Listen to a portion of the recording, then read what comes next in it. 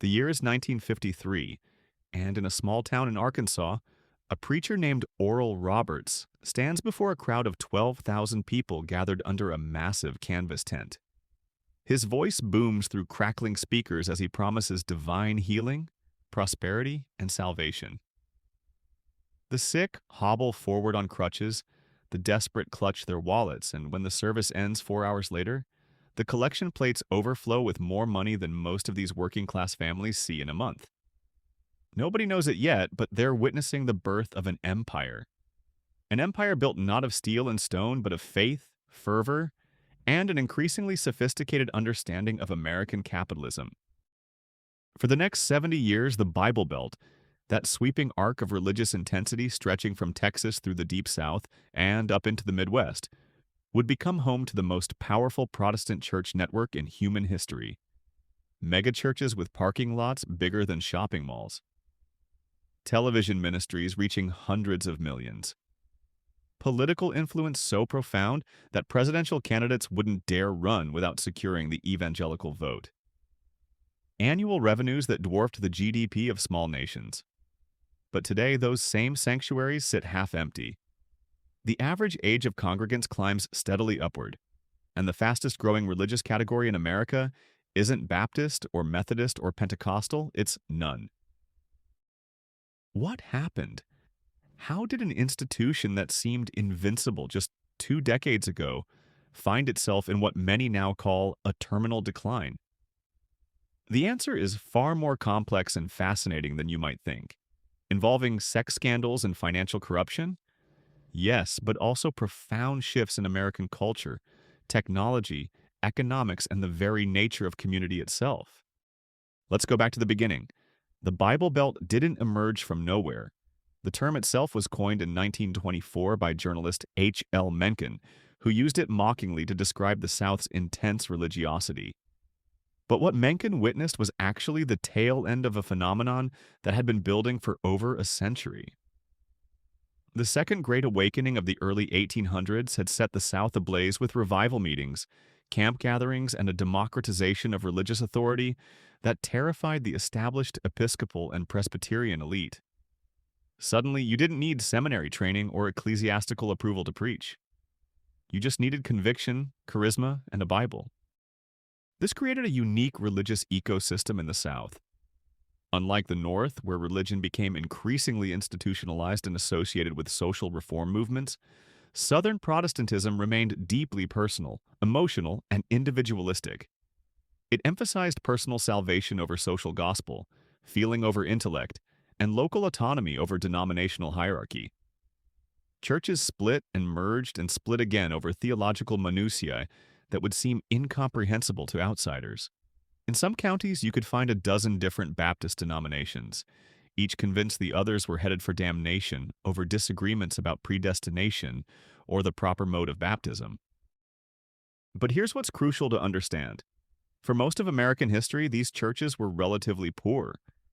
A rural Baptist church in Mississippi in 1930 might have had 100 members and a part-time preacher who also farmed cotton. The building itself was likely a simple wooden structure, unheated in winter, stifling in summer. There was no empire, just community. The transformation began in the 1950s, and it was driven by three interconnected forces: suburbanization, television, and the Cold War. After World War II, millions of Americans flooded into newly built suburbs, leaving behind the dense urban neighborhoods where community ties were strong and automatic. In the suburbs, churches became social anchors in a way they'd never been before. They weren't just places of worship, they were where you met people, where your kids made friends, where you joined bowling leagues and women's groups and men's breakfasts. The most successful churches recognized this shift and adapted brilliantly. They built gyms, created youth programs, organized social events. They became, in essence, country clubs with a religious mission. At the same time, television gave certain charismatic preachers access to audiences their predecessors could never have imagined. Billy Graham's 1957 New York Crusade was broadcast to millions. Oral Roberts moved from those tent revivals to a slick television program that reached into living rooms across America. These men discovered something powerful. Religious broadcasting wasn't just effective, it was incredibly profitable. When Roberts asked viewers to place their hands on the television screen while he prayed, donation checks flooded in by the thousands.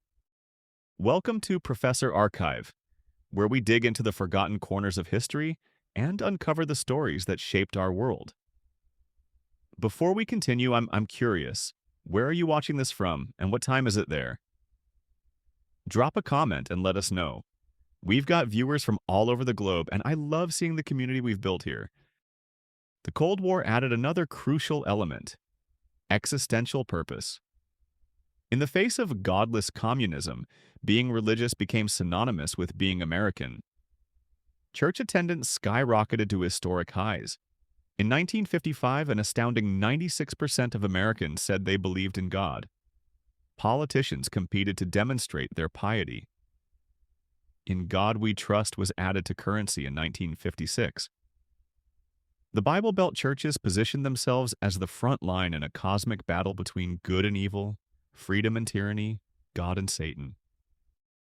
By the 1960s, the groundwork was laid for something unprecedented. But the real explosion came in the 1970s and 80s with the emergence of the megachurch phenomenon and the religious right as a political force. Consider the trajectory of Jerry Falwell. In 1956, he founded Thomas Road Baptist Church in Lynchburg, Virginia, with 35 members. By 1970, it had grown to thousands. Falwell pioneered the multi-use church campus concept, the main sanctuary surrounded by schools, recreational facilities, counseling centers, even retirement homes. He understood that if you could meet all of someone's social needs within a church context, you'd create extraordinary loyalty. And loyalty meant donations. By the 1980s, Thomas Road Baptist Church's annual budget exceeded $50 million. But Falwell's real genius was recognizing the political potential of his growing empire. In 1979, he founded the Moral Majority, transforming millions of previously apolitical evangelical Christians into a voting bloc that would dominate Republican politics for the next 40 years. The issues were carefully chosen: abortion, homosexuality, prayer in schools, traditional family values. These weren't necessarily the issues Jesus spent much time discussing in the Gospels, but they were extraordinarily effective at mobilizing voters and, crucially, opening wallets. The money that flowed into Bible Belt churches during this period was staggering. The Southern Baptist Convention, the largest Protestant denomination in America, grew to over 16 million members by the mid-1980s. Individual megachurches reported annual budgets in the hundreds of millions. Television ministries pulled in even more. At his peak, televangelist Pat Robertson's Christian Broadcasting Network had an annual revenue exceeding $230 million. Jim and Tammy Faye Backer's PTL ministry was bringing in over $129 million annually by 1986. And this is where the cracks began to show. The Backer scandal broke in 1987, and it was spectacular. Jim Backer had paid a church secretary named Jessica Hahn $300,000 to stay quiet about a sexual encounter. The investigation that followed revealed a financial empire built on fraud. Backer had been selling lifetime partnerships in a proposed Christian retreat center, promising lodging for life, but he'd sold more partnerships than rooms could possibly accommodate.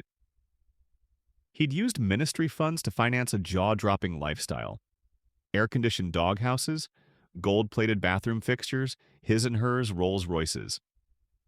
When the dust settled, Backer was sentenced to 45 years in prison for fraud and conspiracy, though he'd serve only 5. The Backer scandal should have been a wake-up call. Instead, it was treated as an isolated incident, one bad apple, because the empire was still growing. The 1990s saw the rise of even larger megachurches. Lakewood Church in Houston, led by Joel Osteen, would eventually attract 43,000 attendees weekly. Rick Warren's Saddleback Church in California hit 30,000. These weren't churches in any traditional sense. They were entertainment complexes with professional production values, rock bands, light shows, and preaching that emphasized personal fulfillment and prosperity over sin and redemption. The theology was changing too. The harsh fire and brimstone preaching of earlier generations gave way to what critics called the prosperity gospel, the idea that God wants you to be wealthy, healthy, and successful. Preachers like Joel Osteen, T.D. Jakes, and Creflo Dollar proclaimed that financial success was a sign of God's favor. Dollar famously asked his congregation to donate toward a $65 million private jet, arguing that commercial airlines were filled with demons. Now, you might be wondering, what profession do you have? I ask because one of the fascinating aspects of the Bible Belt church empire was how it cut across economic lines, attracting both the desperately poor and the fabulously wealthy, often with very different messages. For the poor, the promise of divine financial blessing. For the wealthy, theological justification for their success. By the early 2000s, the Bible Belt church empire was at its absolute zenith. Evangelical Christians had essentially become kingmakers in American politics. George W. Bush spoke openly about being born again. Megachurches were multiplying. Christian bookstores, Christian music festivals, Christian movies. There was an entire parallel economy. The Southern Baptist Convention alone represented churches with a combined annual revenue exceeding $11 billion. And then quite suddenly it all began to unravel. The decline wasn't dramatic at first, a percentage point drop in attendance here, a slight dip in donations there, but the trend was unmistakable and accelerating. Between 2000 and 2020, the Southern Baptist Convention lost more than 2 million members. Thousands of small and medium-sized churches closed their doors permanently. Even many megachurches saw attendance plateau or decline. What happened? The first factor was generational. The children raised in Bible Belt churches in the 80s and 90s came of age in a radically different America. They'd grown up with the internet, exposing them to perspectives and arguments their parents never encountered. The aggressive certainty that had characterized evangelical preaching started to feel less like conviction and more like willful ignorance. Questions that previous generations had suppressed about evolution, about biblical literalism, about the age of the earth, about homosexuality, couldn't be as easily dismissed when Google could provide 1,000 scholarly perspectives in seconds. Research from the Pew Research Center told a devastating story. Among Americans born after 1980, religious affiliation was plummeting. In 2007, 16% of Americans claimed no religious affiliation. By 2019, that number had reached 26%. And the South, once the most religiously committed region in the country, was seeing the fastest rate of decline. But generational shift alone doesn't explain the collapse. After all, every generation has its rebels. What made this different was that the institutional authority of the church had been systematically undermined by scandal after scandal after scandal. In 2006, megachurch pastor Ted Haggard, president of the National Association of Evangelicals, was exposed for a 3-year relationship with a male prostitute while simultaneously preaching against homosexuality. In 2009, Senator John Ensign, a prominent evangelical politician, admitted to an affair with his staffer's wife. But these were almost minor compared to what came next. The abuse scandals dwarfed everything. In 2019, the Houston Chronicle published an investigation revealing that over 700 victims had been abused by nearly 400 Southern Baptist church leaders and volunteers over a 20-year period. These weren't Catholic priests, these were the very pastors who had spent decades positioning themselves as morally superior to Catholics. The Southern Baptist Convention's response was widely seen as defensive and inadequate, prioritizing institutional protection over victim justice. Then came 2021 and the spectacular implosion of Mars Hill Church in Seattle, once held up as a model of young, hip, evangelical Christianity. Its founder, Mark Driscoll, was exposed as a bully who plagiarized sermons, misused church funds, and created a toxic, abusive culture. The church, which had once boasted 15,000 members, completely dissolved. That same year, Liberty University, founded by Jerry Falwell, descended into chaos when Jerry Falwell Jr., who had inherited his father's empire, resigned in disgrace after revelations about his wife's affair, which he'd allegedly watched, and photos of him partying in ways that contradicted everything the university claimed to stand for. The hypocrisy was so blatant, so undeniable that it became impossible to defend.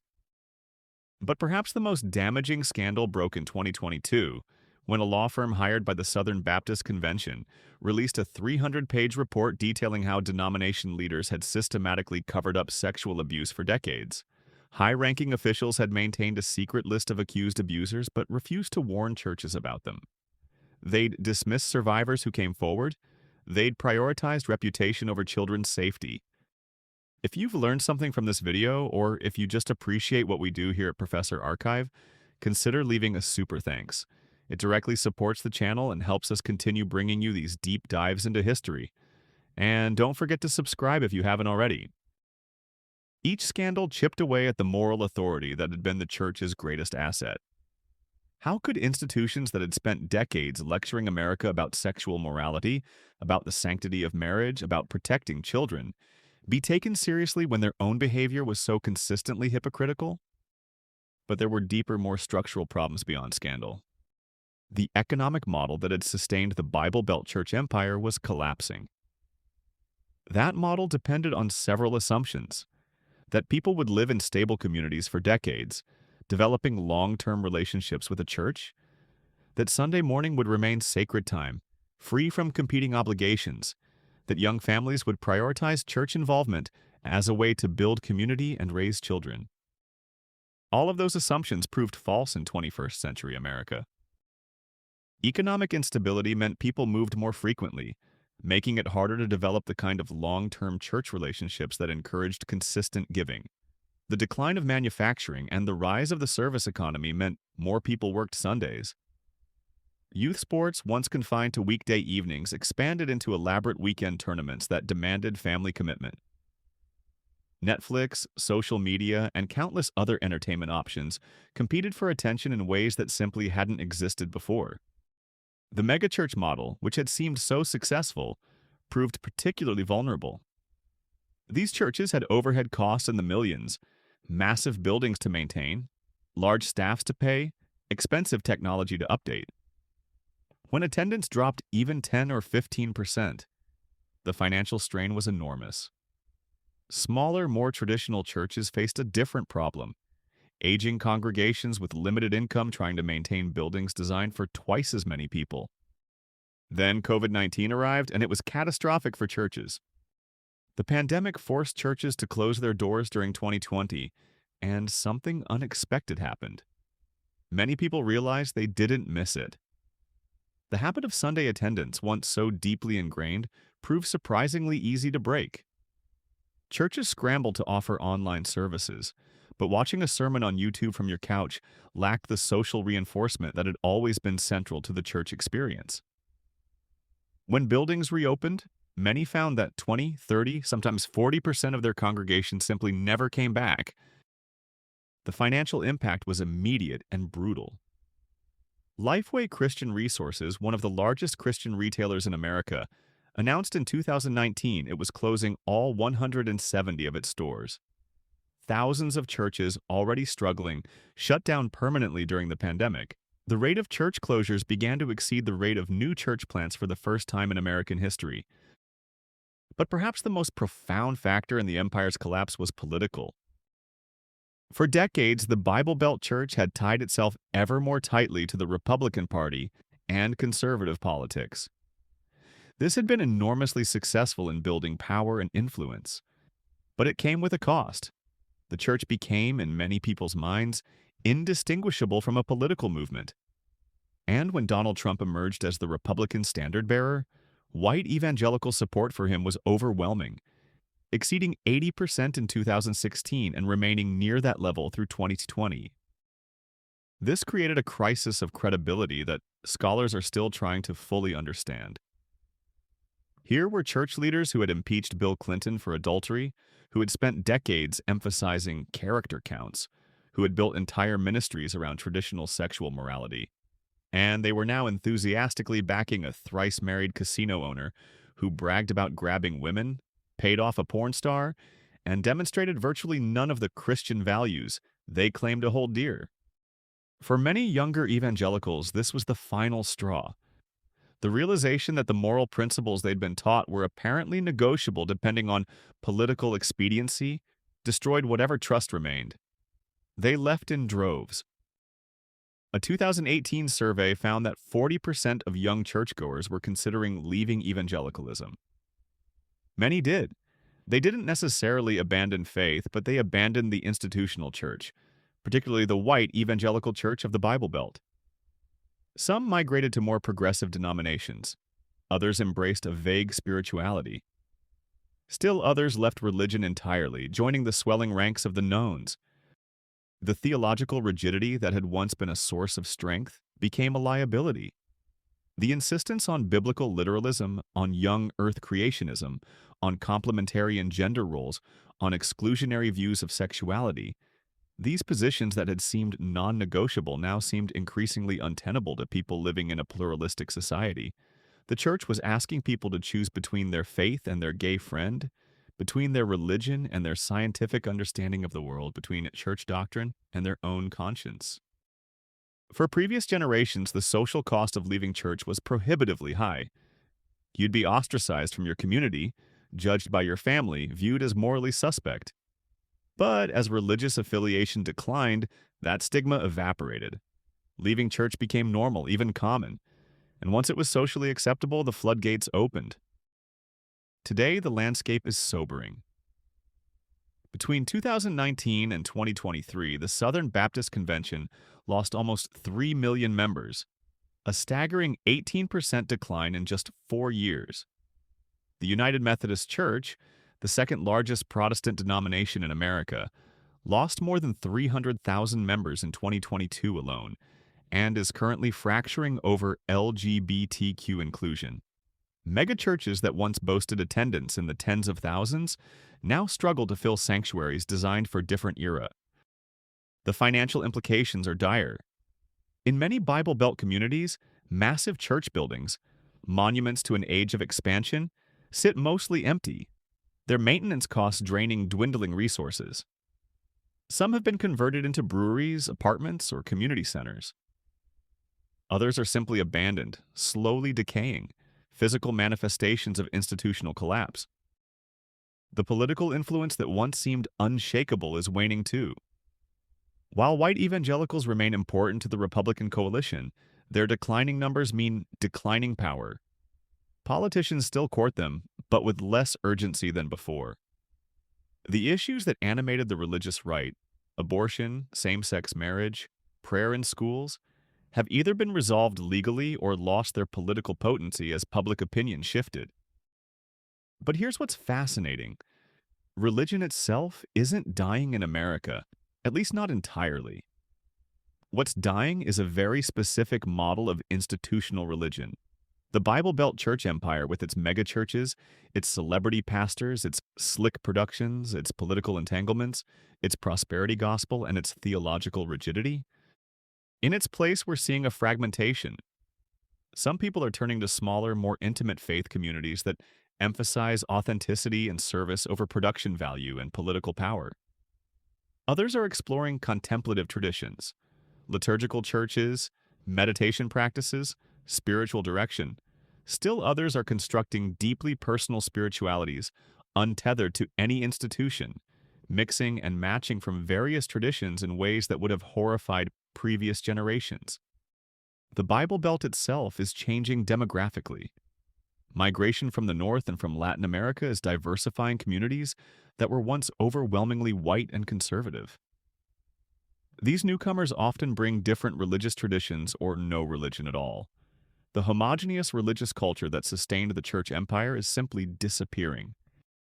What's particularly striking is how rapid this collapse has been. In 2000, if you'd predicted that the Bible Belt Church would be in terminal decline within 20 years, you'd have been dismissed as absurdly pessimistic. These institutions seemed permanent, powerful, inevitable. But they were actually far more fragile than anyone realized, built on social patterns that could shift, on trust that could be betrayed, on authority that could be squandered. The fall of the Bible Belt Church empire is, in many ways, a story about the dangers of success. The more powerful these institutions became, the more they attracted people interested in power rather than service. The more money flowed in, the more corruption followed. The more they aligned with political movements, the more they compromised their prophetic voice. The bigger the buildings grew, the more they required constant growth to sustain them. And when growth stopped, collapse was inevitable. It's also a story about cultural change and institutional rigidity.